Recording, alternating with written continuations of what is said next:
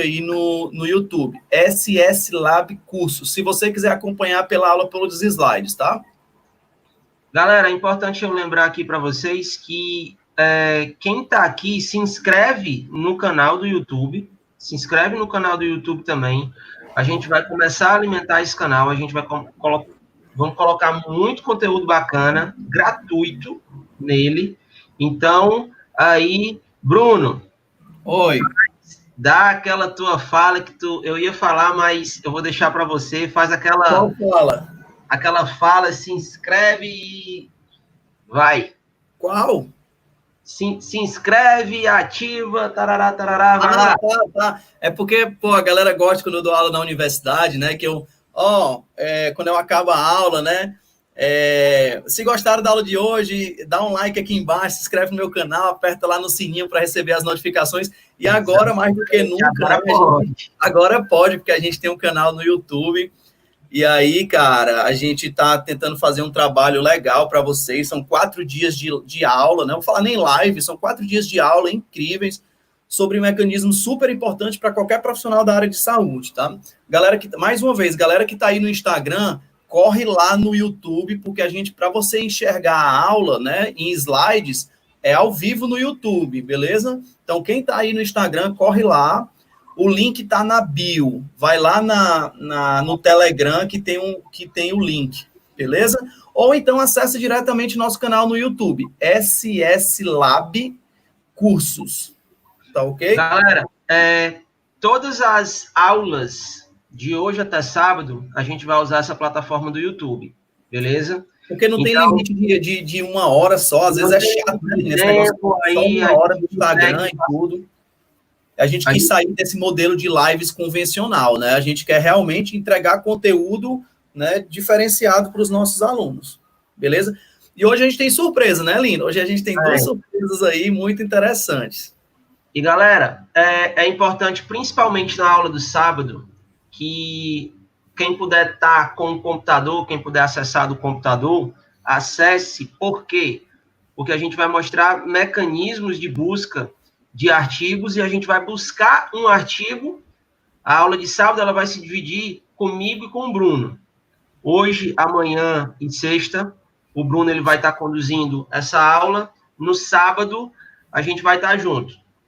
A primeira parte vai ser comigo, aonde a gente vai buscar mecanismos de busca de artigos científicos, como é que a gente faz para encontrar, onde é que está o artigo e tudo. E a gente vai buscar um determinado artigo, e esse artigo que a gente for buscar, posteriormente, com a parte do Bruno, a gente vai interpretá-lo. A gente vai olhar os dados daquele artigo, vai ver o que eles querem dizer.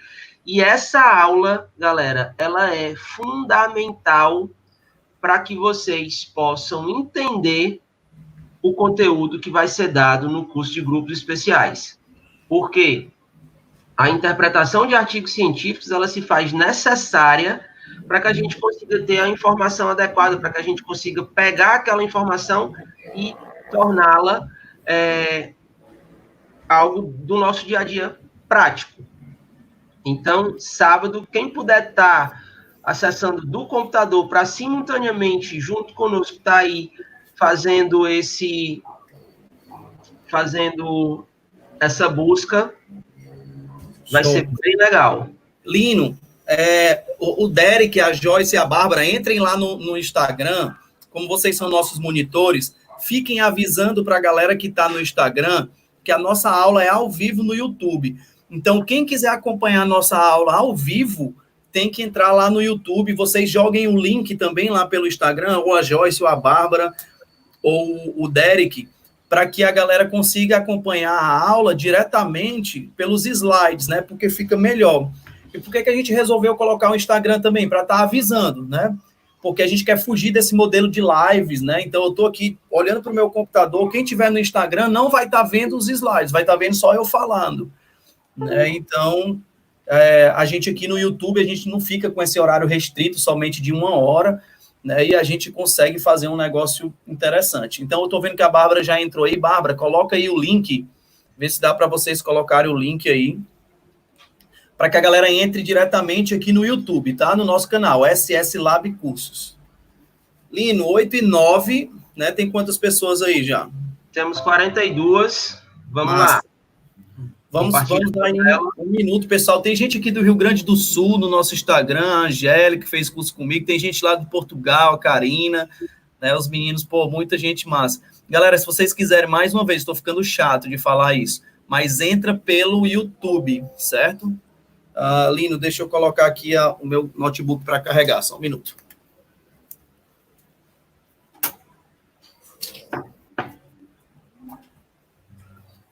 Galera, quem estiver acompanhando a gente de hoje até sábado, quem acompanhar a gente de hoje, quarta, quinta, sexta e no sábado finalizar essa maratona de lives, vai ter aí um desconto.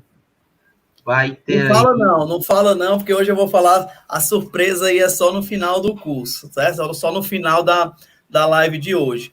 Eu não sei, Derek, tu tá conseguindo colocar lá, cara, o link pra galera no Instagram? Pronto, o Derek conseguiu.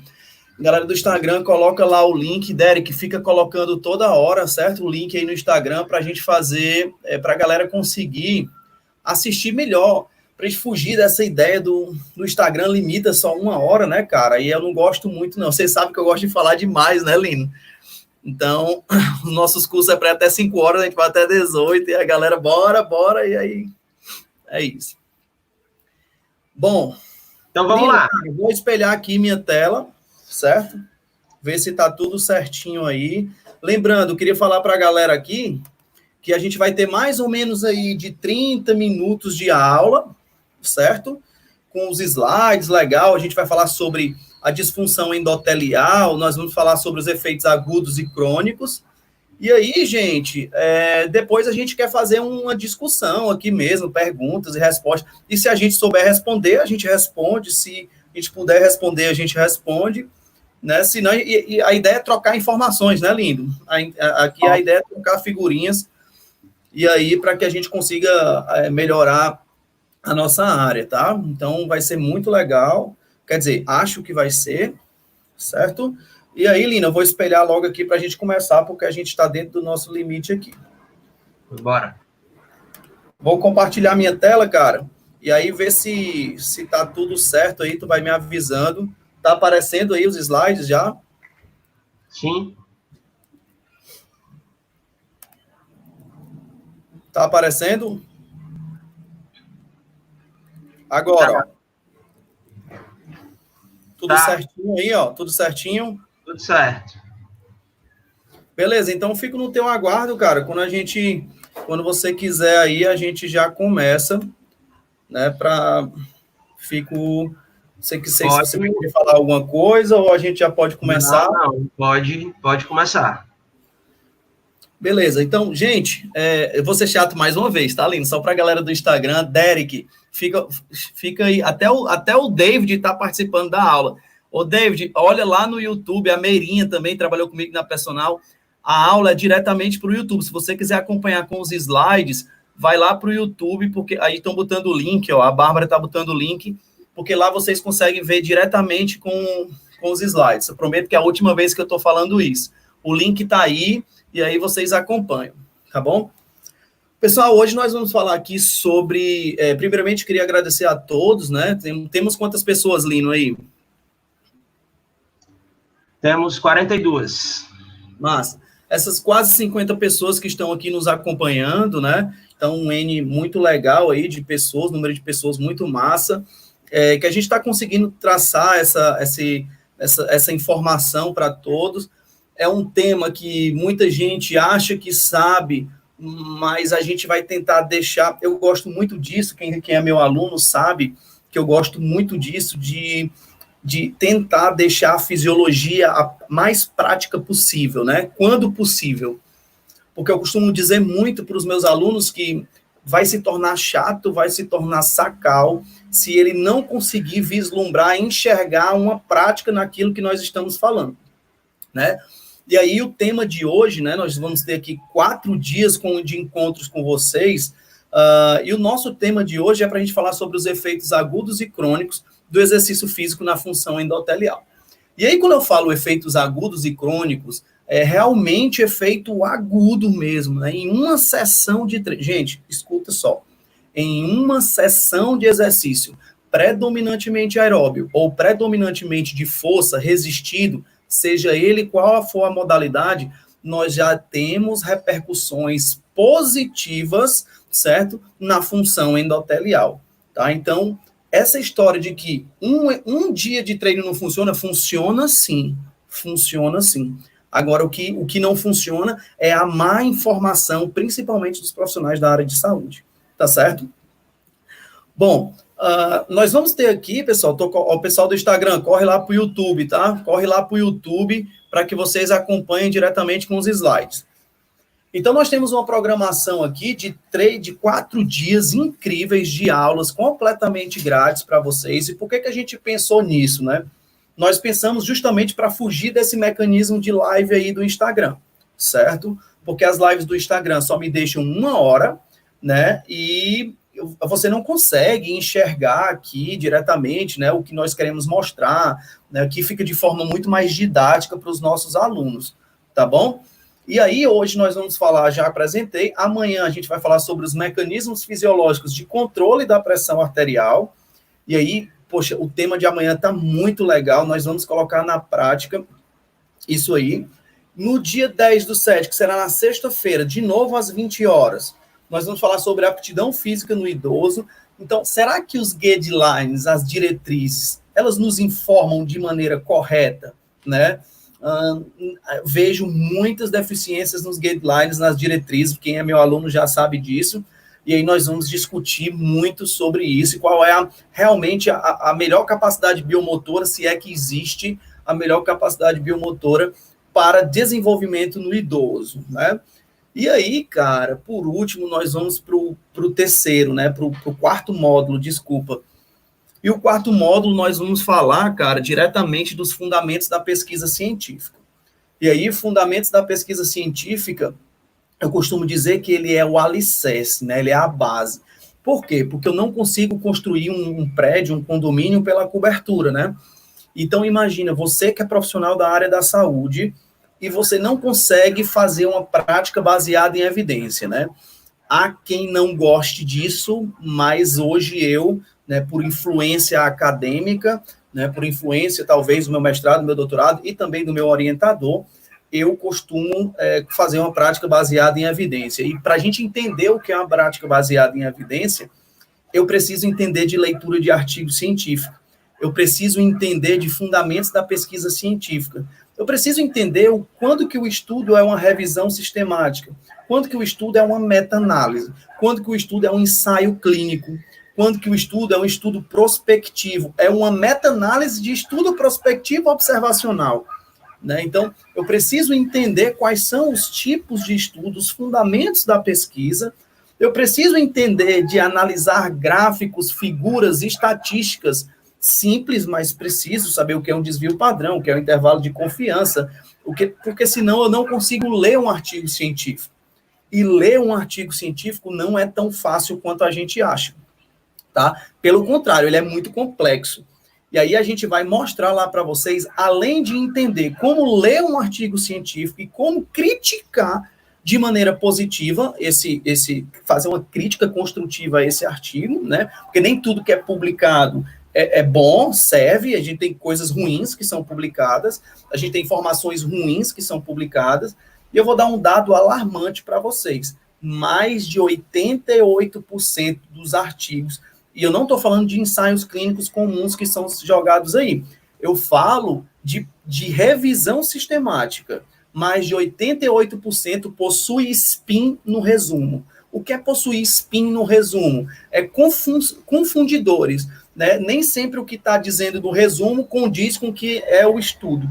E aí a gente sabe que existe aqueles leitores de resumo de artigo científico. Aí complica, né? Porque começa a passar o telefone sem fio, lê uma coisa no resumo, geralmente o resumo ele esconde um resultado negativo do estudo e o cara vai propagar essa informação, né? Então, eu costumo dizer que eu sou muito crítico em relação à pesquisa científica. E quanto mais um estudo, que é um ensaio clínico, ou, sei lá, um outro modelo de estudo, dá positivo para uma intervenção, mais eu desconfio daquele estudo, né? Então, por exemplo, o cara vai dizer lá que um tipo de dieta é melhor do que a outra dieta. Vou dar aqui um exemplo bem claro, né? A dieta low carb é muito melhor do que a dieta cetogênica. O exemplo, tá? Não estou dizendo que isso é exemplo. Eu desconfio desse estudo, que geralmente tem uma tendência, um enviesamento muito grande, tá certo? Mas nós vamos discutir isso no último módulo, porque eu acho que é o módulo mais importante, porque esses outros módulos é importante que você tenha um conhecimento, mas o fundamento da pesquisa científica é fundamental. Ficou redundante, mas é. Bom, e para a gente começar a aula de hoje, galera, nós vamos falar sobre os efeitos crônicos, os efeitos agudos na função endotelial, né? E aí eu falo muito para vocês, será que a gente sabe o que é um endotélio? Será que a gente sabe quais são as substâncias, quais são os fatores vasoativos derivados do endotélio? Será que a gente sabe como que isso ele é lançado na circulação ou no lúmen vascular? Será que a gente entende todos os mecanismos? Será que a gente sabe que o endotélio ele é um órgão secretor que recobre toda a face interna ali do nosso vaso sanguíneo? Né, e que ele serve como barreira e um meio circulante para carregar o nosso principal, né, substrato, que é aqui o nosso sangue e suas derivações. Então, esse endotélio é um órgão totalmente ativo. E que a gente está vendo aqui nessa figura, eu vou tentar desenhar para vocês, vocês estão vendo que esse endotélio, a gente tem essa parte de dentro aqui, que é a parte mais endógena, e essa parte mais endógena, ela é super importante, por quê? Porque ela produz substâncias vasodilatadoras, como o mais conhecido, que é o óxido nítrico. Todo mundo fala do óxido nítrico, mas ninguém realmente, se eu perguntar para todas as 50 pessoas que estão aqui na live, como que o óxido nítrico age? Né? Por que ele causa a vasodilatação? Por que ele é tão importante assim? Será que pessoas que têm alguma patologia têm deficiência nisso? E aí a gente vai entender por que o exercício físico é tão importante, de maneira aguda e de maneira crônica.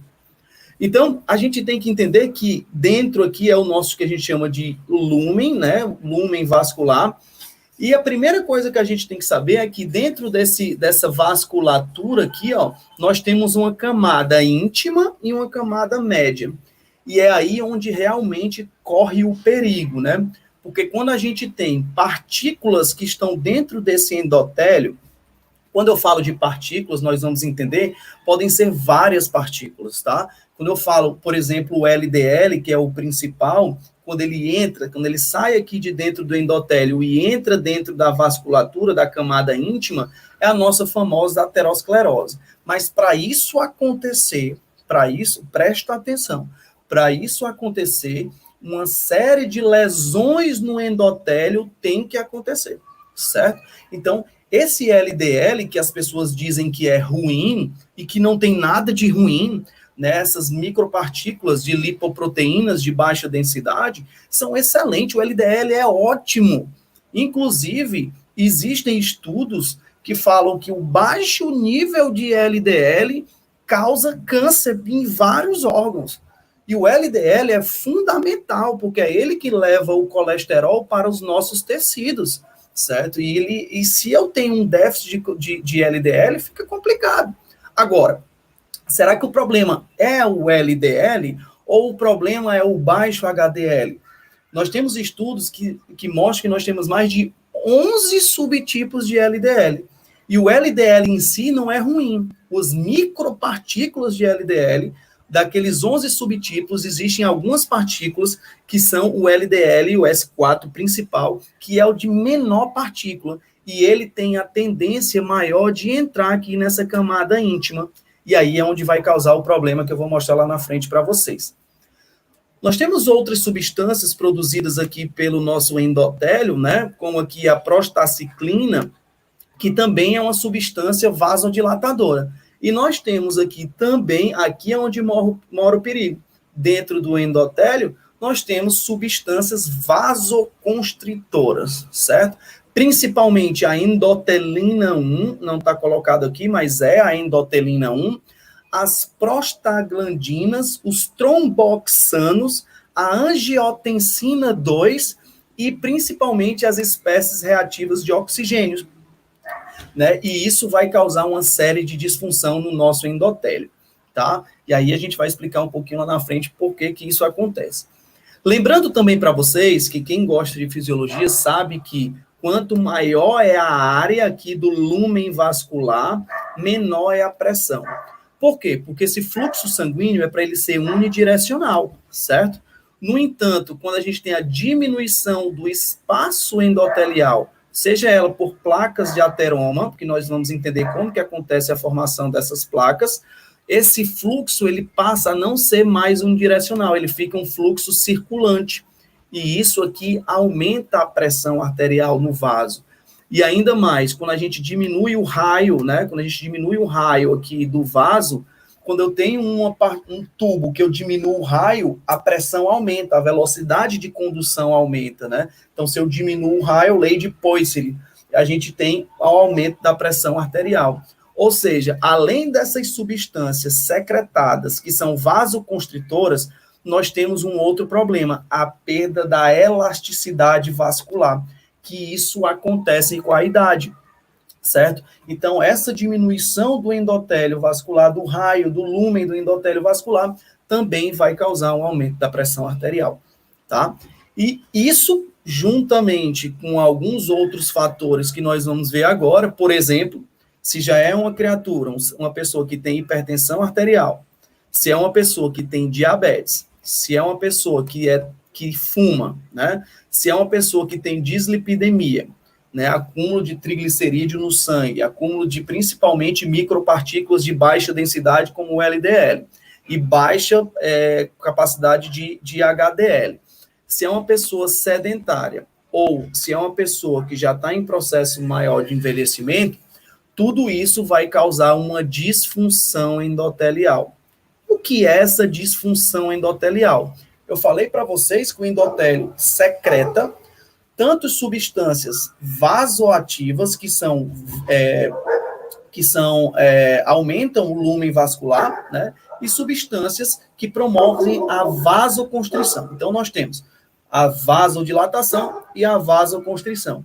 Quando nós temos esses problemas, hipertensão arterial, diabetes, tabagismo, dislipidemia, sedentarismo, envelhecimento, acontece a disfunção arterial, certo? Endotelial. E essa disfunção, geralmente, ela causa vasoconstrição. Por quê?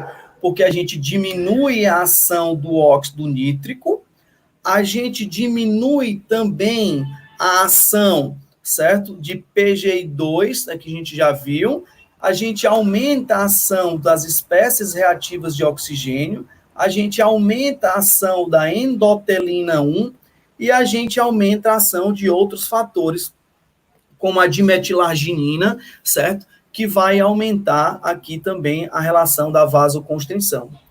A gente também, olha o prejuízo que acontece. Pela disfunção endotelial causada por esses problemas, a gente aumenta também o nosso estado inflamatório. O que é aumentar o estado inflamatório endotelial?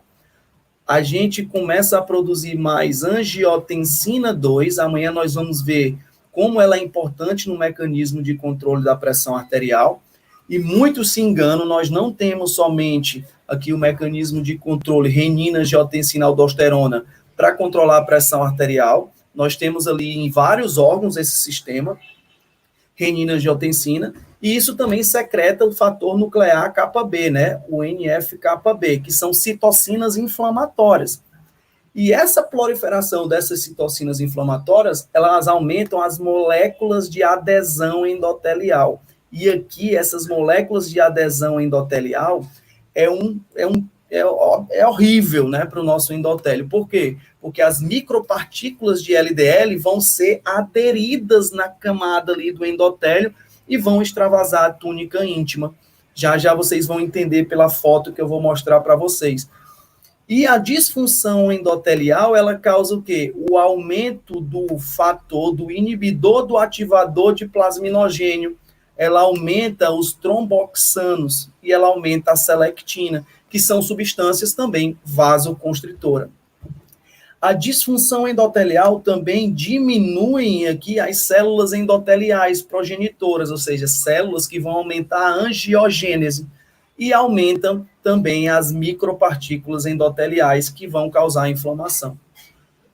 Um dos mais importantes é que, nesse momento aqui, pelo aumento do ativador de plasminogênio, né, da célula inibidora de plasminogênio, então vou explicar aqui, tentar mostrar para vocês, que nós temos o vaso sanguíneo, né, aqui nós temos ali as partículas, né, que vão ser carreadas no nosso endotélio, e aí nós temos uma partícula super importante, que é a plasmina, e essa plasmina, ela é responsável por fazer a fibrinólise de coágulos que acontecem aqui no nosso endotélio.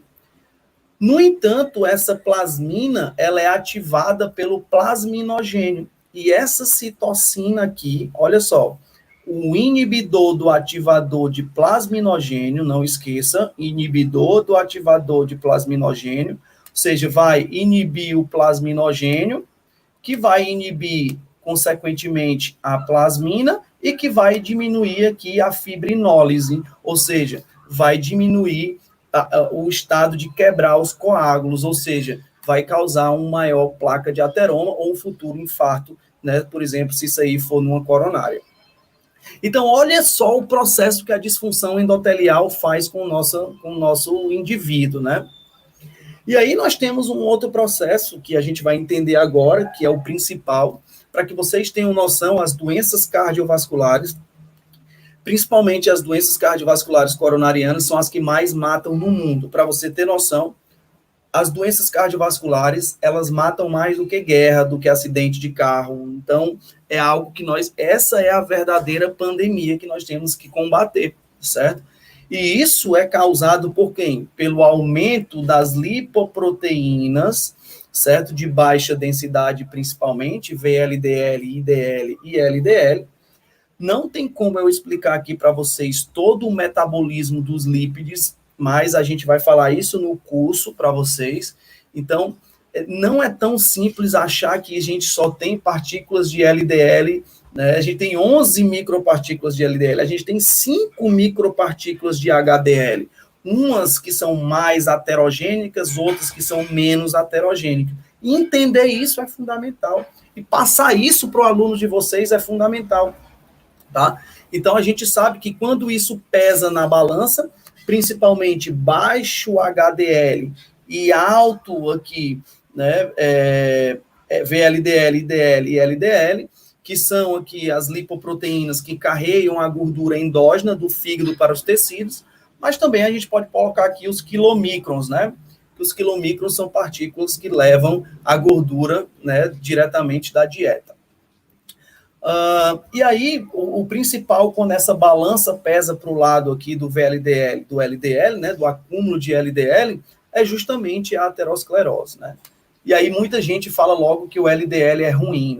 Então eu tenho que diminuir o meu LDL, então eu tenho que aumentar o meu HDL, né? Então eu tenho que diminuir a questão da quantidade de gordura na dieta, e aí a gente começa a não entender fisiologicamente a função de cada uma dessas lipoproteínas, tá? E a função, principalmente, dessas lipoproteínas, como o LDL, é levar colesterol para os tecidos, formação, por exemplo, de hormônios sexuais, tá? Por exemplo, como a testosterona. O LDL atua diretamente, para você ter noção, em toda a camada dos nossos tecidos de membrana bilipídica. Então, ele é fundamental, né? Ele é fundamental. O problema é o LDL oxidado, né? E agora nós vamos entender diretamente como que é o processo fisiológico que acontece dentro da arteriosclerose. Finalmente, a gente vai conseguir entender isso. Então, olha só, essa imagem ela é fantástica porque ela resume tudo aquilo que eu já falei. Então, nós presta atenção nessa imagem. Nós temos aqui o lúmen vascular. O que é o lúmen vascular? Eu já falei para vocês. É onde passa aqui o nosso sangue, né? É onde tem lá justamente aqui onde tem o sangue passando, que é o lúmen vascular. Nós temos dentro desse lúmen vascular, quando ele é lesado, né? Quando o endotélio ele é lesado, ou seja, por que o endotélio ele pode ser lesado? acúmulo de glicose sanguínea, de hemoglobina glicada, acúmulo de gordura, acúmulo de micropartículas de LDL, né, de alta densidade, ou seja, as micropartículas de LDL. Então, tudo isso vai fazer com que o cigarro, né, o acúmulo de álcool, então, tudo isso, uma vida desregrada, sedentário, a hiperinsulinemia, tudo isso começa a deixar o sangue mais viscoso. Quando o sangue fica mais viscoso, o que é que vai acontecer? Ele começa a lesionar a parede do endotélio. E lesionando a parede do endotélio, o endotélio ativa as moléculas de adesão. E essas moléculas de adesão, selectina, moléculas de adesão vascular, o que é que elas fazem? Elas pegam as micropartículas, né, principalmente o LDL de menor densidade, e esse LDL agora ele vai infiltrar para dentro da camada íntima do vaso, né, onde tem ali músculo liso também, né? E aí o endotélio, quando ele entra para dentro da camada íntima, ele é geralmente oxidado, porque aqui também nós produzimos espécies reativas de oxigênio. E aí, quando esse LDL é oxidado, mora o perigo, e aí vem o problema, e é por isso que o LDL é tão ruim, mas quando é na forma oxidada. Porque a partir do momento que o LDL ele é oxidado aqui na camada íntima, o que é que vai acontecer? Quimioceptores vão informar as nossas células de defesa, quem é? Principalmente os monócitos. Então, os monócitos agora eles vão ser ativados e também eles vão entrar para dentro da túnica íntima, da camada aqui do endotélio. E aí, o que é que vai acontecer? Esse monócito, por uma diferenciação chamada de diapedese, ele vai se transformar em macrófagos, e macrófagos do tipo 1. E macrófagos do tipo 1, eles vão literalmente comer o LDL oxidado, ou seja, vão fagocitar o LDL oxidado. Qual é o problema disso? É que ele começa a fagocitar muito LDL oxidado, e isso começa a criar células que são chamadas de células esponjosas. E essas células esponjosas vão se proliferando, outras citocinas inflamatórias, como o fibrinogênio, também vão entrando e formando células esponjosas. E aí, pessoal, ocorre uma coisa muito ruim. A matriz extracelular de músculo liso começa a sair da túnica, da camada média que nós temos aqui, ó, e começa a extravasar para dentro da túnica íntima. Se vocês olharem para essa figura aqui, nós já temos uma diminuição do lúmen vascular. E aí, isso começa a formar quem? As nossas placas de ateroma, né? Acúmulo de células esfanjosas, juntamente, o pior de tudo isso é com a calcificação.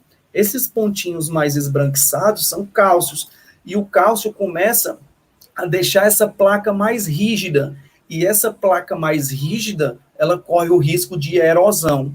O que seria a erosão? A gente vai ter aqui um extravasamento dessa placa e vai formar coágulos dentro do endotélio. Mas, ora bolas, se a disfunção endotelial já tem o inibidor do ativador de plasminogênio, já tem menor fibrinólise, já tem um acúmulo de células esponjosas, o que é que vai acontecer? Esse coágulo vai entupir, né? Aqui nós temos a placa de ateroma, né? Que é aqui gordura, cálcio, matriz extracelular de músculo liso, que ela se rompeu e agora criou aqui um coágulo. E agora o sangue que deveria passar para cá não vai mais passar. E aí o que é que nós vamos ter? O famoso infarto agudo do miocárdio. Olha onde é que a gente está indo buscar, meu Deus do céu. Fala isso para o teu aluno, quanto que é importante você entender disso. Tá? E que a dieta e o exercício físico é fundamental para isso, e o fator psicológico também, ok? Então, eu acabei de explicar para vocês como que funciona a fisiopatologia e a disfunção endotelial, né? Então, a gente foi buscar exatamente o funcionamento normal, e agora a gente já explicou para vocês a disfunção. E agora eu vou apresentar para vocês a chave do sucesso, né? Então, quando eu digo que é a chave do sucesso, é porque o profissional da saúde hoje está tão em alta, principalmente o profissional do exercício físico, que a gente precisa se posicionar dentro do mercado. E como que a gente se posiciona dentro do mercado? Mostrando o conhecimento. O que eu estou passando aqui para vocês, né, todo mundo entende que a disfunção endotelial causa placas de ateroma, mas por que causa? Como causa? Quais são os processos fisiológicos que isso acontece? Né? Por que dizem que o LDL é ruim? O LDL não é ruim, o LDL é ruim quando ele é oxidado. Né? E existem tipos de dietas, né, que aumentam a produção, por exemplo, de LDLs de micropartículas, que são mais aterogênicos. Isso que é ruim. Fala isso para o teu aluno, discute isso com o nutricionista e com o médico. Tá? Isso é que é o top. Então, agora eu vou mostrar para vocês o benefício do exercício físico. Aqui eu vou puxar a sardinha para o nosso lado, né, o profissional do exercício físico. E aí, pessoal, os efeitos são fantásticos, fundamentais, inclusive a nível agudo. Quando eu falo nível agudo, é para acabar com essa história de, eu vou treinar só uma vez, não tem efeito. Tem efeito, óbvio que tem efeito. E eu vou mostrar para vocês quais são esses principais efeitos. Tá? Dentre eles, né, efeito principal é a produção de partículas que são vasodilatadoras. Pensa comigo, pessoal, pensa comigo. Eu tenho um lúmen vascular que quando eu faço exercício físico, certo? Ele libera substâncias. Lembra que eu falei do endotélio? O endotélio é um órgão secretor ativo que libera, durante o exercício físico, substâncias que são vasodilatadoras. Principalmente, mais de 85% dela é o óxido nítrico. E esse óxido nítrico ele é ativado aqui por um processo de arginina e também aqui pela enzima ENOS, que é a enzima óxido nítrico sintase. Mas eu vou explicar isso para vocês já já. E aí o que é que acontece? Quando eu tenho a produção de óxido nítrico, o óxido nítrico vai acontecer a vasodilatação nessa vasculatura. Mas qual é o processo que isso acontece? Todo mundo sabe disso que eu estou falando. Mas por que isso acontece? Pessoal, isso acontece porque nós temos principalmente o shear stress. O que é o shear stress? É o estresse em que o acúmulo, como você aumenta o seu débito cardíaco, o que é que vai acontecer? Mais sangue vai estar passando na parede do endotélio. Então, quanto mais sangue bota pressão na parede do endotélio, mais óxido nítrico vai ser produzido. Então, mais vasodilatação. Eu falei para vocês no começo da aula que se eu tenho um tubo que tem menor raio, é um tubo que tem mais pressão arterial. E se eu libero substâncias que aumentam o raio desse tubo, eu estou tendo efeito a nível agudo, e o efeito que o shear stress faz é com o aumento do débito cardíaco. E como é que eu aumento o meu débito cardíaco? Aumentando o meu volume sistólico e aumentando minha frequência cardíaca. E quem é que faz isso? Exercício físico. E quem é o profissional que pode fazer isso? Você, profissional de educação física. Mas fala isso para o teu aluno. Fala por que isso é importante. Ele não sabe por que isso é importante. Outro ponto principal é que o exercício tem um grande fator de regulador autonômico. O nosso sistema nervoso, vou tentar colocar aqui para vocês, de maneira bem rápida, tá? O nosso sistema nervoso, ele é dividido em sistema nervoso. Aqui nós temos o sistema nervoso autônomo, certo? Que ele vai ser dividido em sistema nervoso simpático e parasimpático, certo? Sistema nervoso autônomo, claro que eu não vou falar do outro, sistema nervoso simpático, sistema nervoso parasimpático. O sistema nervoso simpático, ele é principalmente aqui liberador de adrenalina e noradrenalina em receptores beta-adrenérgicos. Então, é por isso que você aumenta a sua frequência cardíaca. Nós temos aqui receptores, aqui o nosso neurotransmissor principal no sistema nervoso parasimpático é a acetilcolina. E a acetilcolina se junta a receptores muscarínicos, que são receptores que vão diminuir a frequência cardíaca, por exemplo.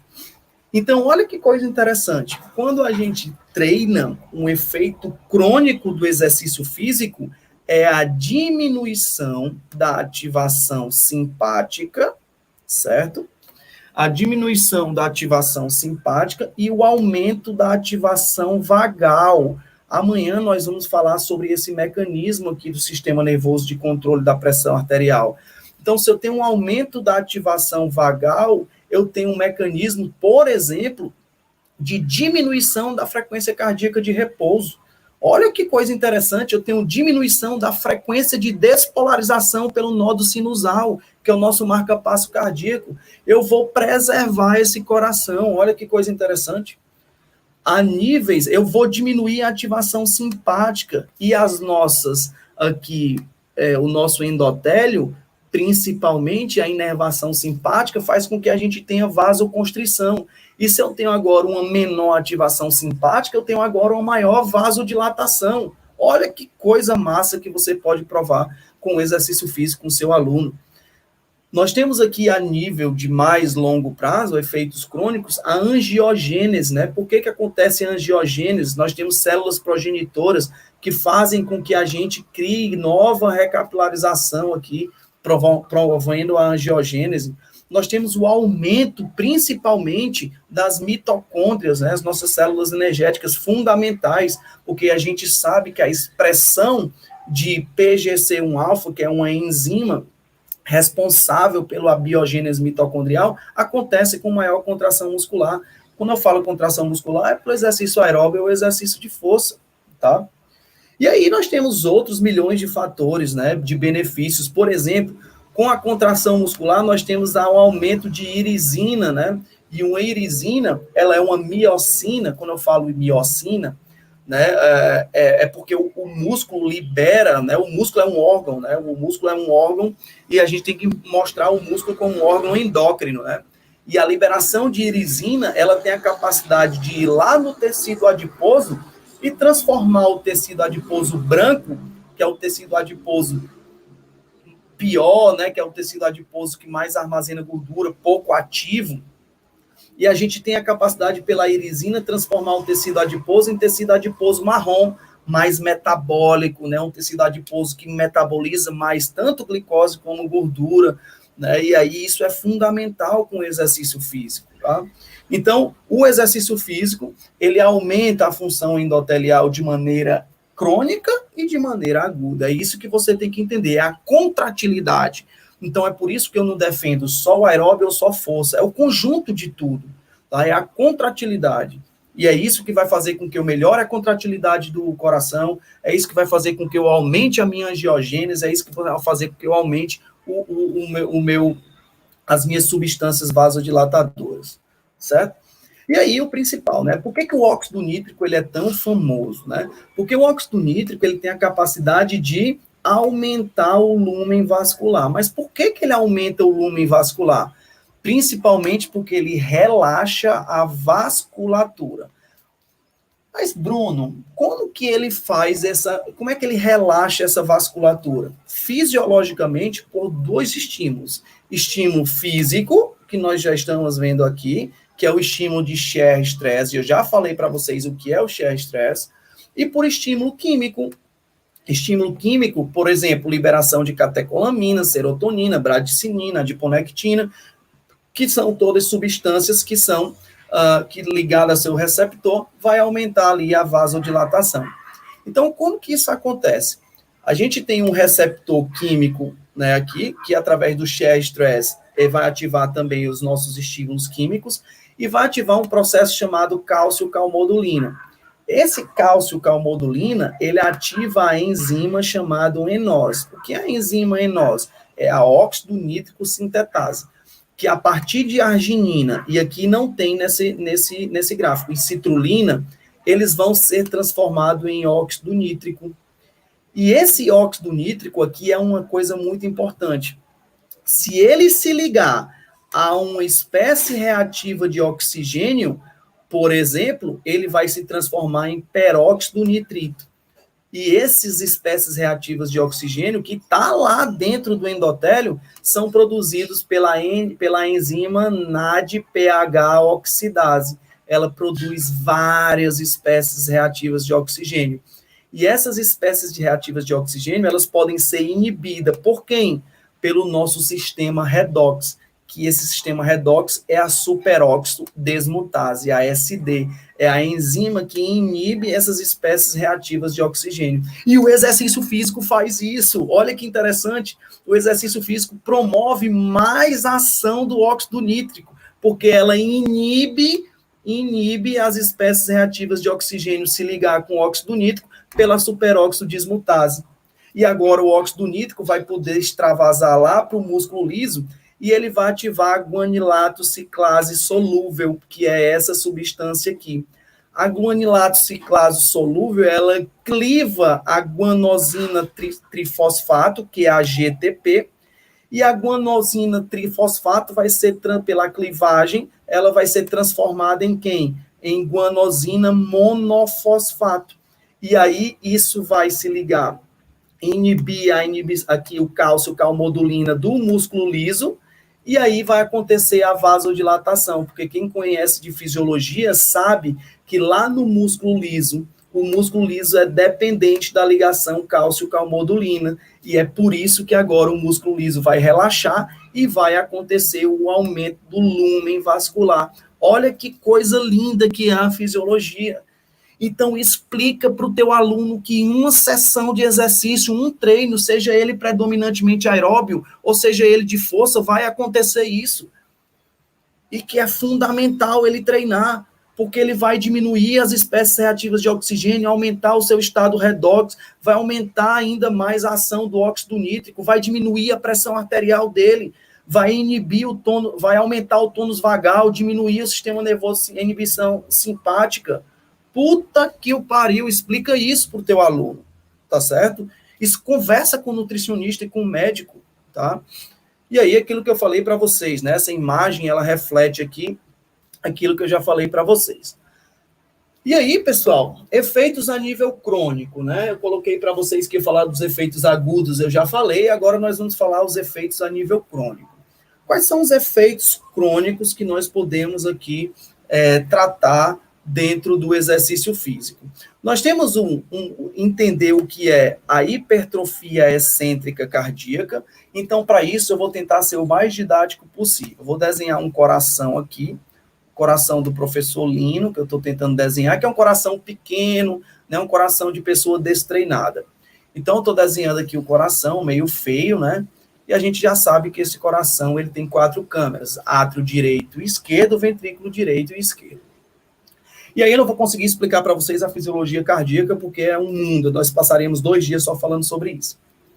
No entanto, o ventrículo esquerdo, que é um ventrículo que a gente chama de ventrículo de pressão, né, porque ali tem que ter muita pressão para que a gente consiga ejetar esse sangue da aorta, né, principalmente para todas as células do nosso corpo, eles têm que ter uma parede de ventrículo muito bem espessa, né?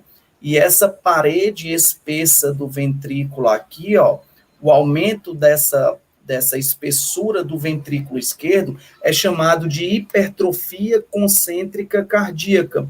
Mas por que que isso acontece? Pessoal, aqui nós temos uma válvula chamada de válvula aórtica. E essa válvula, dependendo se é uma pessoa, por exemplo, que tem uma pressão arterial elevada, a pressão que o vaso exerce aqui, ó, que o ventrículo vai ter que ganhar, esse sangue só é ejetado se o ventrículo ganhar da pressão da aorta, né? E essa pressão é como se fosse uma válvula que tem pressão para lá e aqui, para cá. Portanto, agora, essa pressão do ventrículo tem que vencer a pressão arterial. E agora imagina, se essa pressão arterial é alta, por exemplo, é um hipertenso, esse músculo agora vai ter que contrair mais. Quando esse músculo contrai mais, ele tem que hipertrofiar o quê? Hipertrofiar a parede do ventrículo. Só que isso é uma hipertrofia patológica, porque olha só o que eu estou fazendo, ó, à medida que eu vou aumentando a parede do ventrículo, eu vou diminuindo o espaço também de sangue que chega no ventrículo. E isso vai causar uma insuficiência cardíaca. Então, isso é a hipertrofia patológica, certo? No entanto, quando a gente faz o exercício, quando se treina, e muitas vezes isso é confundido, ocorre a hipertrofia, e aqui eu estou colocando de novo o coração do professor Lino, que passou por um período de treinamento com o professor Bruno. E agora ele hipertrofiou tanto de maneira hipertrófica, né, a parede desse ventrículo, e como ele aumentou o tamanho da parede desse ventrículo, que é chamado de hipertrofia excêntrica cardíaca, ou seja, porque agora está chegando mais sangue, está tendo mais enchimento, eu estou aumentando o volume diastólico final, ou seja, mais sangue está chegando. Então, um coração que antes tinha isso aqui, ó, de cavidade, agora tem isso. Então, agora ele vai poder se dilatar mais e vai poder se contrair mais. E vai aumentar o volume de sangue, vai aumentar a fração de ejeção, vai aumentar a funcionalidade cardíaca, certo? E como é que isso acontece, pessoal? Isso acontece através de exercício aeróbio, principalmente a hipertrofia excêntrica, e a hipertrofia concêntrica geralmente acontece mais por exercícios que são exercícios resistidos. Por quê? Porque o estresse diastólico, claro que eu estou falando aqui para vocês, o estresse diastólico, ou seja, o volume de diastólico final, aumenta mais em exercícios predominantemente aeróbicos. Pode aumentar com exercício de força?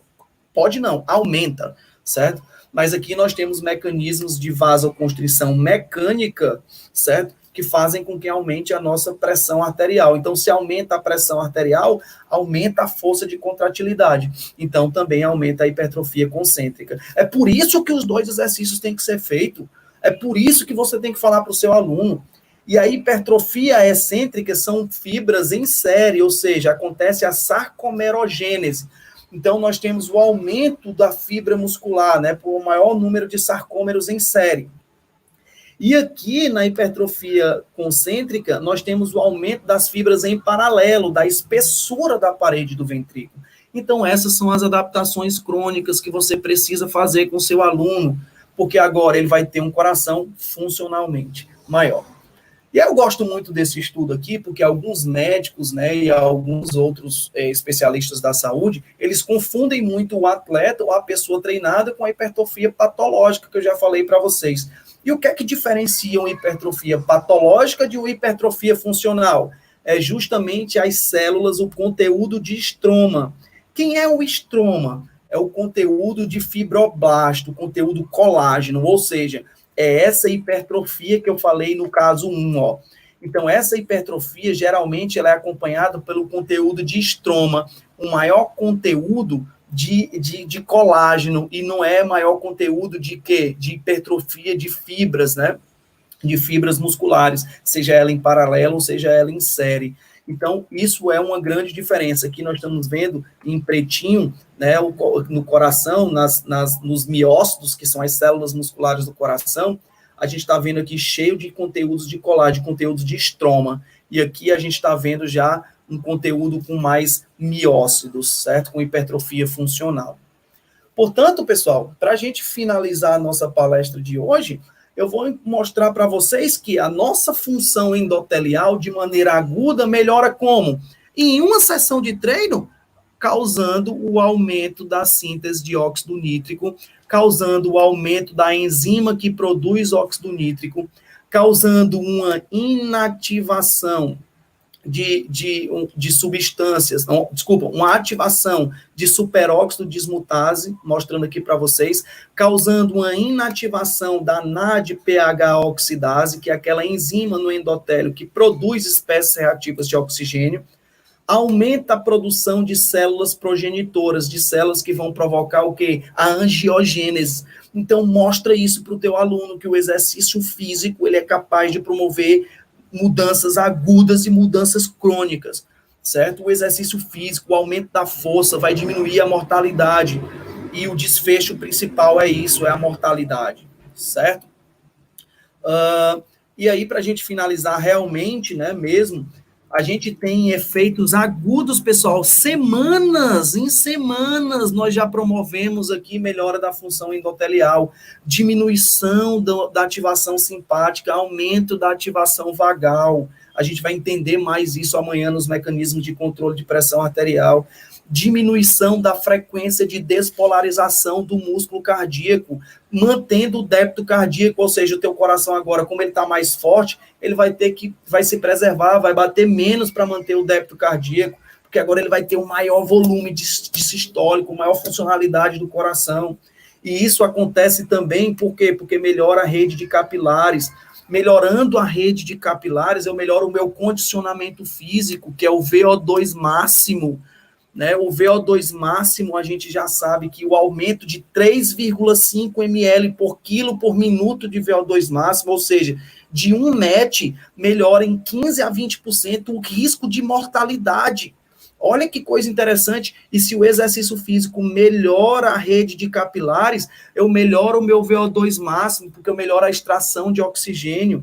E o VO2 máximo, pessoal, ele é o produto de quem? Do débito cardíaco vezes a diferença artério-venosa de O2. Não estou conseguindo desenhar direito aqui, mas vai dar certo. A diferença artério-venosa de O2, se você pudesse trocar isso, é a extração de oxigênio. E como é que eu consigo extrair mais oxigênio? A gente sabe que a cada 100 ml de sangue, a cada 100 ml de sangue, 20 ml são de oxigênio, né? E desses 20 ml, 5 são extraídos pelos nossos tecidos. Então, imagina só, gente, o exercício físico é capaz de aumentar isso aqui 3 vezes durante a sessão de treino. Então, eu aumento a captação. Então, se eu tenho mais mitocôndria, eu também consigo metabolizar mais esse oxigênio. Puta que pariu. Fala isso, caramba. Fala isso. Foda-se. Fala isso pro teu aluno, fala isso aqui pro médico, conversa com as pessoas, mostra pro teu aluno que a cada um MET, o que é um MET? Um equivalente metabólico de tarefa. Ou seja, um MET equivale a 3,5 ml por quilo por minuto de VO2. Então, se tu melhorou a hipertrofia excêntrica e concêntrica cardíaca, tu melhorou o teu volume sistólico, porque o débito cardíaco é volume sistólico vezes frequência cardíaca. Então, se tu melhorou a contratilidade, tu melhorou o quê? Melhorou o volume sistólico. E agora, se tu tem mais mitocôndrias, se tu tem mais óxido nítrico, se tu tem mais rede de capilares, tu melhorou a extração de oxigênio. Olha que incrível são os efeitos crônicos e agudos do que a gente pode promover com exercício físico. E ainda mais, a nível de anos, né, meses, muitos meses e anos, nós podemos até reduzir as placas de ateroma. Olha que incrível. Então, pessoal, como que eu posso fazer isso? É qualquer exercício que faz isso? Não, não é qualquer exercício, não é qualquer aeróbio, não é qualquer exercício de força que faz isso, tá? São exercícios específicos que dependem de uma estratificação de risco, que depende de uma avaliação. E aí a surpresa que eu tenho para vocês, né, é que eu não tenho como falar disso, e se vocês querem aprender um pouco mais de qual exercício e mais sobre esse assunto, vocês têm que fazer o nosso curso de conteúdo, né, o nosso curso de conteúdo incrível que eu queria mostrar aqui para vocês. Não é só para você, educador físico, é para você que é médico, é para você que é nutricionista, é para você que é fisioterapeuta, é para você que trabalha com exercício físico. Nós vamos falar em 40 horas, pessoal, 40 horas, olha só, são 40 horas de curso, pessoal, em que nós vamos falar desde sistema imunológico, COVID, exercício físico, obesidade, síndrome metabólica, é toda essa fisiologia cardiovascular que não teve tempo de explicar para vocês. Nós vamos falar da farmacologia, quais são os medicamentos que influenciam diretamente no endotélio, que não deu para falar aqui. Nós vamos falar de diabetes, como é que é a fisiopatologia do diabetes, quais são os medicamentos que influenciam na prescrição do treino, quais são os treinos que podem ser feitos com essas populações. Nós vamos falar do idoso, como avaliar, como prescrever, quais são as melhores capacidades biomotoras.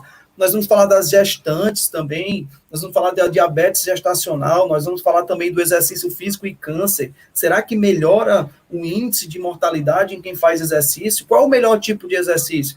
Não perca, você não pode perder esse curso. As pessoas dizem para mim, Bruno, esse conteúdo programático aí é uma especialização. É quase isso, né? E quem vai ministrar esse curso para vocês sou eu, o professor Lino e o professor Tiago Rafael, que é o nosso amigo, né, o nosso irmão lá de Portugal, fantástico professor, está lá no doutorado com a gente, e esse curso vai acontecer dia 18, 19, 25 e 26 desse mês. Notícia, tá? Vou encerrar aqui, Lino, e agora eu quero dar a notícia para eles, certo? Eu vou encerrar aqui Temos quantas pessoas ainda? Desculpa, acabei me alongando um pouquinho, né? Falei... Temos 41 pessoas.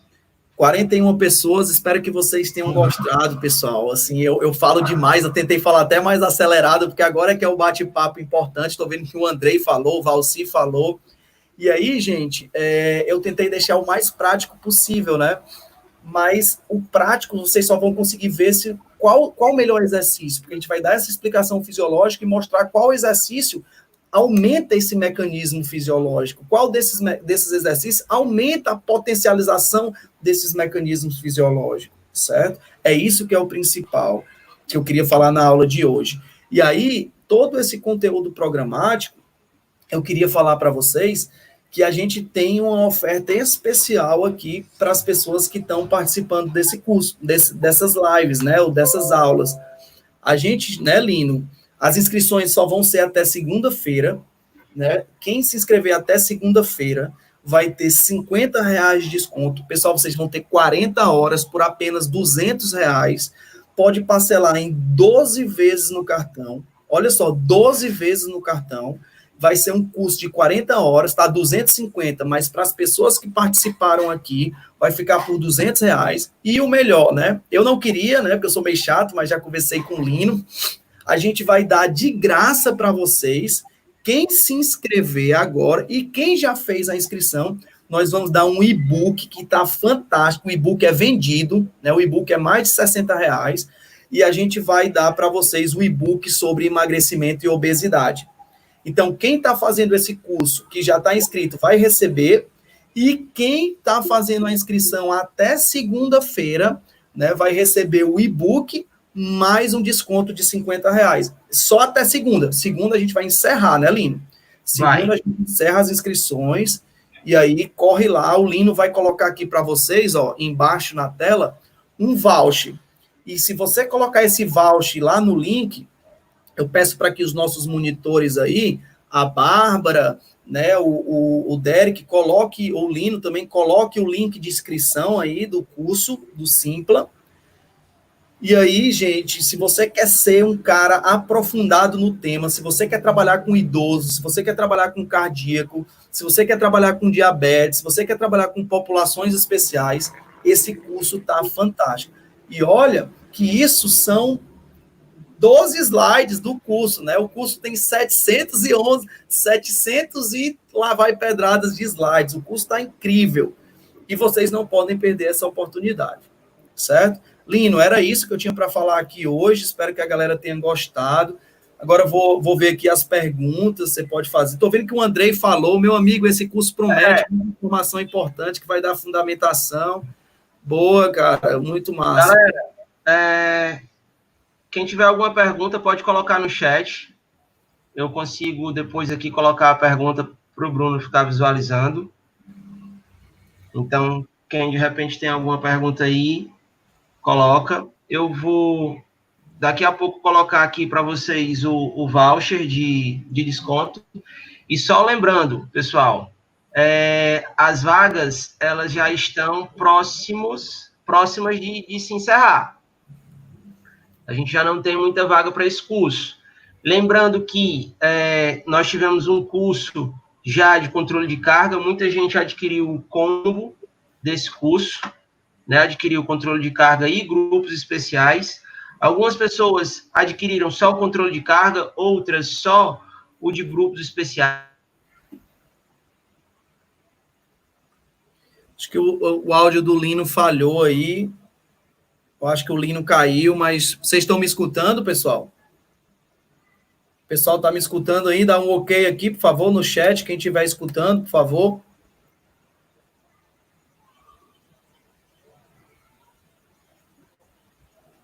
Deu um bug aqui. Lino, o pessoal tá ok? Ah, sim, todo mundo falou aí. Porque tu caiu, eu pensei que tinha caído a live toda. Não, apareceu a mensagem aqui que alguma coisa tinha acontecido errado e depois voltou. Cara, eu queria ver as perguntas. Ninguém tem pergunta aí? Eu vi que o Andrei... Alguém falou lá sobre o idoso, né? Que o equilíbrio é muito importante para o idoso. Cara, nós vamos falar muito disso no nosso curso. Não só o equilíbrio, né? A gente vai mostrar testes de equilíbrio, A gente vai mostrar muita coisa, cara, muita coisa, mas o idoso a gente vai falar um pouquinho, Lino, mais lá na sexta-feira, que é a nossa live sobre o idoso, certo? Mas hoje eu queria perguntas sobre o tema, será que ninguém vai falar? Não sei se o Andrei está aí ainda, Valci, que gosta muito dessa temática. Isso foi só um início, né, do que vai... Não sei, Lino, quantas pessoas tem aí ainda na live? 37. Não sei se a galera tem... Ninguém tem perguntas aí, cara?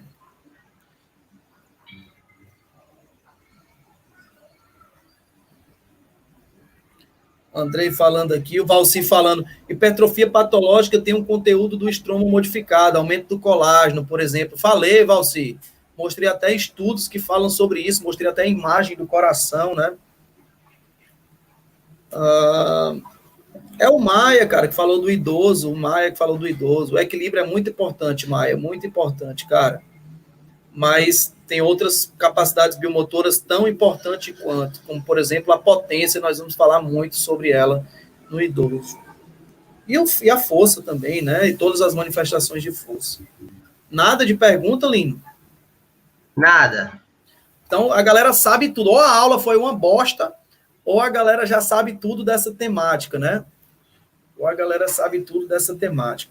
Lino, para a gente fazer para eu mostrar, tipo assim, se eu pudesse dar uma dica para essas pessoas do que foi a aula de hoje.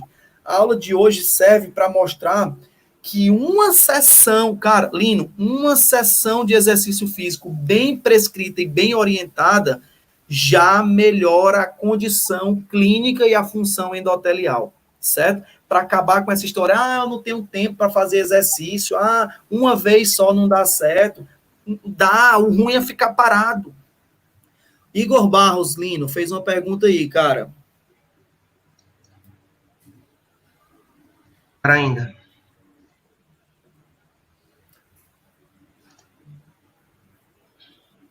O Igor perguntou aqui, essa hipertrofia cardíaca, quanto à estrutura através do exercício, quando adquirida na adolescência, por exemplo, pode trazer algum problema na terceira idade? Cara, é o seguinte, essa hipertrofia, aí eu vou aprofundar um pouquinho mais, tá? Eu vou aprofundar um pouquinho mais. Dentro do músculo estriado, porque o músculo cardíaco, ele tem algumas diferenças do músculo estriado esquelético, mas ele também é um músculo estriado, é que o conteúdo de miosina, de actina, troponina, titina, nebulina, essas outras proteínas, né, no músculo cardíaco é uninucleado, no músculo estriado é multinucleado, certo? Mas nós temos hipertrofia da mesma forma. No entanto, nós temos as miosinas, né, as miosinas, principalmente, a actina e miosina, no coração, nos miócitos, que são as células cardíacas, nós temos miosinas de cadeia pesada, e aí elas se diferem em 3 isoformas, V1, V2 e V3. E aí as miosinas de cadeia pesada, da isoforma V3, é a que está mais presente no nosso corpo, né? E elas são menos, elas produzem menos capacidades de ATP do que as miosinas V1, que são mais presentes em outros animais. Nós temos mais ou menos 95% dessas miosinas de cadeia pesada e V3. E aí o que é que acontece? E nós temos 5% das outras isoformas. O que é que acontece com o envelhecimento e a pessoa destreinada? Eu aumento a porcentagem dessas V3, dessas isoformas que são menos funcionais, ou seja, eu posso ficar 96, 97, 98, 99% de isoformas que não são tão boas na contratilidade, por exemplo, certo? Isso é fundamental, porque o exercício físico é que vai promover o aumento dessas miosinas de cadeia pesada da isoforma do tipo 1, que vai ser melhor para a contratilidade. Isso é uma coisa da tua resposta. Outra coisa é que eu posso aumentar a hipertrofia cardíaca, ou seja, tanto excêntrica, ou seja, o espaço do ventrículo, o aumento do espaço do ventrículo por maior enchimento de sangue, ou eu posso aumentar a parede do ventrículo pela contratilidade. No entanto, se a pessoa não faz mais exercício físico, ou seja, destreina, isso tende a voltar, né? Isso tende a diminuir de novo o espaço do ventrículo, atrofia de novo da cavidade do ventrículo esquerdo, E aí, isso pode ser patológico. No entanto, Igor, o acúmulo do exercício físico, ou seja, o exercício físico muito intenso, né? É que eu já estou falando de treinabilidade, né? Exercícios extenuantes, essa galera que faz exercício 3, 4 horas, pode, né, pelo exercício físico, também ter comprometimento cardíaco pelo aumento, né, das espécies reativas de oxigênio serem exageradas e isso causar uma patologia. Não sei se eu te respondi, cara, mas é dentro disso. Com a terceira idade, o processo de envelhecimento, a gente já vai diminuir aí uma série de fatores metabólicos que vai acontecer, que já vai acontecer, né? Então, a hipertrofia patológica, ela vai ser ruim, independente do envelhecimento ou não. E aí, o que é que a gente faz, né? Existem exames que conseguem ver o conteúdo de estroma. E aí é aquilo que eu falo, né? Então, se é uma hipertrofia que a contratilidade aumentou o número de miócitos, tanto em série como em paralelo, que é a hipertrofia concêntrica ou a hipertrofia excêntrica, provocada pelo exercício físico, sem o aumento de conteúdo do estroma, isso é fantástico, isso é o que a gente quer, certo? E aí, acho que foi dentro disso. O Alisson, o Maia botou, o impacto endotelial crônico ocorre em relação ao tempo de treinamento ou volume de treinamento? Os dois, Maia.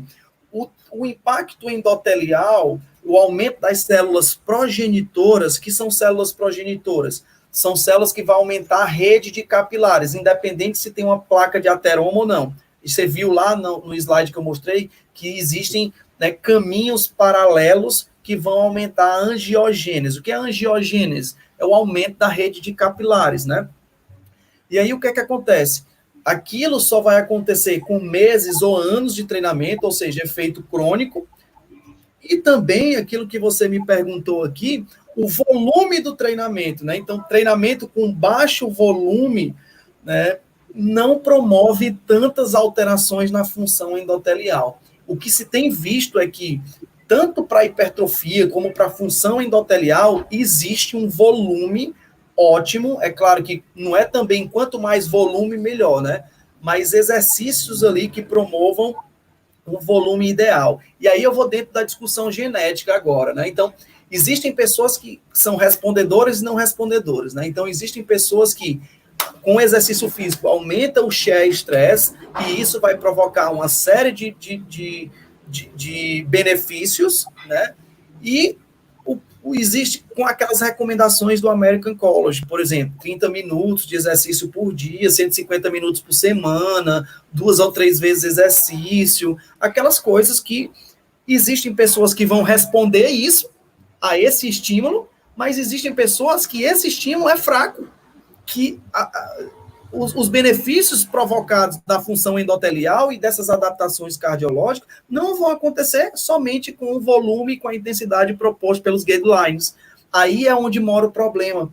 E é aí onde entra o profissional de educação física. Por quê? Porque senão eu só leria, era só ler os guidelines e aplicar aquilo. E não é assim, cada um vai responder de maneira diferente. Então a ideia é encontrar um volume ótimo, certo? Para cada indivíduo, porque cada um vai responder de maneira diferente. Se é 30, 40, 50 minutos, eu não sei. A gente só vai saber estratificando o risco. E como é que a gente estratifica o risco cardiovascular? Eu mostro para vocês no curso. Que vai ser fantástico. E aí, através dessa estratificação, eu vou saber qual é o volume, quanto de tempo e mais ou menos a ideia de como que isso vai acontecer. Beleza, Lino? Acho que era isso a resposta.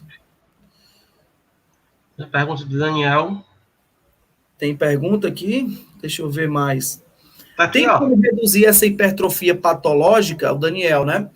Daniel, não tenha dúvidas, cara. Tudo aquilo como é que eu diminuo a hipertrofia patológica, né? Primeiro, a hipertrofia patológica, ela diminui, né, o espaço da cavidade do ventrículo. E ela acontece geralmente por outra patologia. Ou também ela pode aumentar a cavidade do ventrículo, que já é a cardiomiopatia dilatada. Pode ser o contrário. Ela aumenta a cavidade do ventrículo, mas perde a funcionalidade da contratilidade. Ou seja, mesmo com grande espaço, eu não tenho pouco volume de sangue chegando e pouca contratilidade, e a cardiomiopatia dilatada. No entanto, quando eu tenho a hipertrófica, né, que é o que a gente estava falando aqui, eu aumento os miócitos, eu aumento, na verdade, a parede do ventrículo, mas eu aumento com conteúdo de colágeno, que é o que a gente chama de estroma, e diminuo a cavidade desse ventrículo. Como é que a gente pode melhorar essa patologia? Treinamento. Por quê? Porque eu falei para vocês que como é que a gente melhora a nossa capacidade, né? Como é que a gente melhora o nosso condicionamento físico? Através da melhora do VO2 máximo. E o que é o VO2 máximo? É o débito cardíaco vezes a diferença arteriovenosa de O2. E como que eu melhoro o meu VO2 máximo? Eu tenho como melhorar a minha frequência cardíaca máxima? Não dá. Por que não dá para melhorar a frequência cardíaca máxima? Porque com a idade diminui os receptores beta-1 adrenérgicos. Então, se eu diminuo o receptor beta-1 adrenérgico, eu diminuo a quantidade de pico de frequência cardíaca. Então, eu só posso melhorar o meu condicionamento físico através do aumento do volume sistólico. E como é que eu aumento o volume sistólico? O volume de fração de ejeção de líquido propelido? Exercício físico. Exercício físico aeróbio e exercício físico anaeróbio. Certo? E aí, quais são os que promovem isso? Aí a gente vai falar lá no nosso curso. Exatamente todos os detalhes do nosso curso. Tá? Deixa eu ver aqui, cara. Quem mais? A Maria. Não, o Maia botou aqui de novo. Como trabalhar volume com idoso para que o mesmo tenha esse impacto, principalmente hipertensão? Cara, Maia, eu vou falar de idoso, cara. Eu vou falar de idoso, mas eu vou falar de idoso na sexta-feira, certo? Mas a gente pode dar um spoilerzinho aqui. O volume, cara, nem sempre quer dizer o aumento, por exemplo, da sessão de treinamento, entendeu, Maia? O volume, ele está muito mais do que o tempo de uma sessão de treino. Eu posso aumentar o volume por diversas variáveis. A única que eu não aumento o volume é aumentando, e até mesmo com carga de treino eu posso aumentar. Mas o volume é tempo em tensão. Então, quanto mais tempo em tensão eu deixo o meu aluno, não importa se ele é idoso ou não, né? Eu posso aumentar esse volume. E aí, cara, como é que eu posso... mas para eu aumentar a tensão do idoso, eu tenho que diminuir a carga. Será? Né? Será que eu tenho que diminuir a carga? Será que se eu promover uma restrição de fluxo de sangue, Bruno, e idoso pode fazer restrição de fluxo de sangue? Eu vou mostrar um estudo para vocês da Nature, uma das maiores revistas, muito massa, um dos maiores pesquisadores, que é o Izquierdo, falando que pode ser feito, né? Agora, claro que se não tem outra patologia. Então, existem diversas formas da gente conseguir aumentar o volume no idoso, e mesmo que ele tenha diabetes, mesmo que ele tenha hipertensão. E aí, cara, é uma pergunta que eu teria que levar um dia para responder. Por quê? Qual é o fármaco que esse idoso toma? Ele toma um beta-bloqueador? Ele toma, por exemplo, um inibidor de enzima conversora de angiotensina? Ele toma um remédio para hipertensão, por exemplo, que é bloqueador de canais AT1, que são canais que liberam angiotensina 2? E aí, cara, ele é diabético, ele é insulino dependente ou não? Ele toma antidiabético oral? E qual é o tipo de antidiabético oral que ele toma? É a sulfonilureia? É um mimético de GLP-1? É um análogo de GLP-1? É um inibidor, por exemplo, de enzima que ativam o GLP-1, que é a DPP4? É um inibidor do transportador de sódio-glicose, né? Então, eu tenho que saber qual é o fármaco. É uma metformina, né? Eu tenho que saber qual é o fármaco que ele toma antes, para que a gente consiga fazer a prescrição de exercício. Então, essa tua pergunta aí, ela é muito mais a fundo, né? Então, antes de aumentar o volume em si, eu tenho que ver qual é o fármaco que ele toma, se ele é hipertenso e de diabético, para aí eu saber qual é a prescrição ideal do exercício. Então, é muito mais embaixo, é muito mais complexo, tá? Bruno, fala, tem perguntas aí, cara. Vamos deixar a galera com gostinho. A gente está com 1h30 de live. É verdade, já está bonito, né? A gente vai jogar esse vídeo logo mais no YouTube. para quem quiser assistir. A gente vai tentar dar uma editada nesse vídeo, a gente vai tentar tirar aqui algumas partes do começo, mas depois a gente vai tentar colocar esse vídeo no YouTube. Vocês estão vendo aqui embaixo o cupom de desconto. Lino, tem mais 2 perguntas que eu vou responder rapidinho, tá? Depois que tu falar aí. Vai lá, fala aí. Não, responde que depois a gente finaliza. O Daniel perguntou, Bruno, no exame hemograma completo, vem colesterol HDL e LDL, tem um nível normal e alterações. Cara, esse exame, ele é bom, mas existem outros exames que são mais complexos. Por exemplo, porque no exame do lipidograma ou hemograma completo, ele vem, por exemplo, não vem, por exemplo, a hemoglobina glicada, né? O médico tem que pedir, né? E o HDL, existem 5 micropartículas de HDL e 11 micropartículas de LDL. E o que vem ali no lipidograma, no hemograma completo, é o LDL colesterol total. E aí eu não sei se tem micropartículas, macropartículas, porque o LDL ruim é o LDL menor, mais heterogêneo. Então, assim, cara, são coisas muito mais avançadas que só tem como responder realmente no curso. Mas o que eu te digo é que aquele exame clínico simples, ele é muito simplista, tá? E nem sempre quer dizer porque eu tenho mais LDL que o cara vai ter um problema cardiovascular. Nem sempre, porque aí são outras coisas que a gente tem que discutir.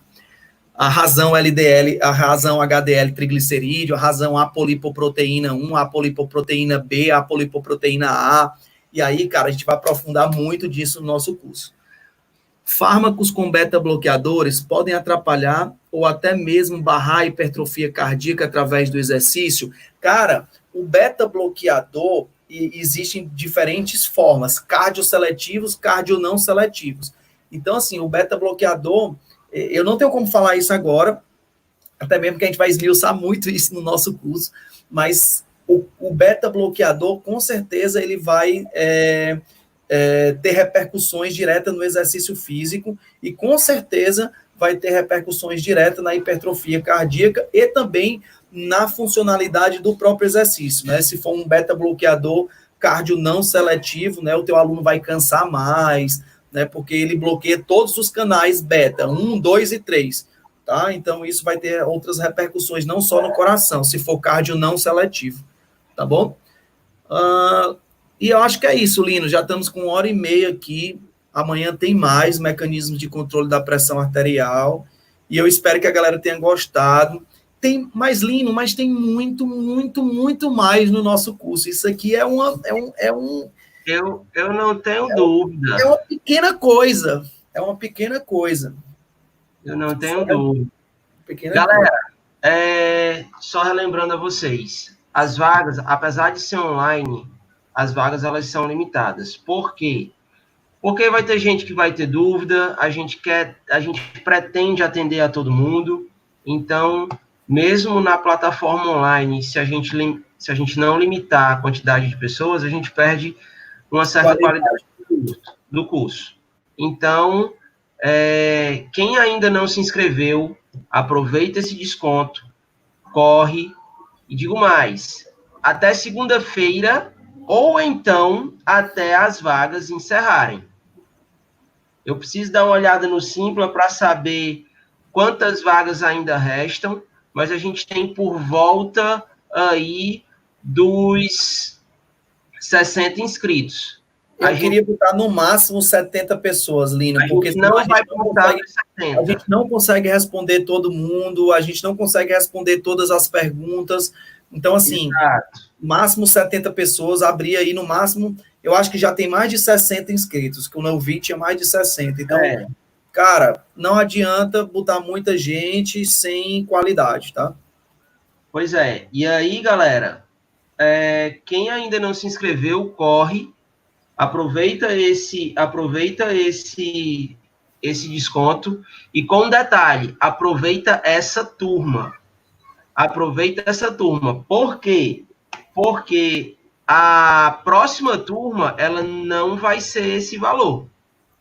A próxima turma, a gente vai fazer algo diferente. A próxima turma, a gente vai fazer com outros convidados, com outros professores. E aí, não vai não vai ser esse valor. Bruno, ó, nós temos aqui que se inscreveram no combo 47 pessoas e temos aqui inscritas somente no controle de carga 16. Ou seja, temos 63 inscritos. Exato, temos mais 7 vagas. Restam 7 vagas. Estou olhando aqui no Simpla agora. Temos quantas pessoas aqui logadas ainda, Lino, aqui nessa... 24 pessoas. Show. Mas chegamos a quanto? 50? Chegamos a 51. Show. Galera, então é isso, amanhã a gente volta. Eu acho que foi um sucesso, né? Aqui, pô, se fosse no Instagram, seria bem diferente. Aqui a gente consegue dar uma qualidade bem maior, né? Então, pô, espero que vocês tenham gostado. Pois, galera, então é isso.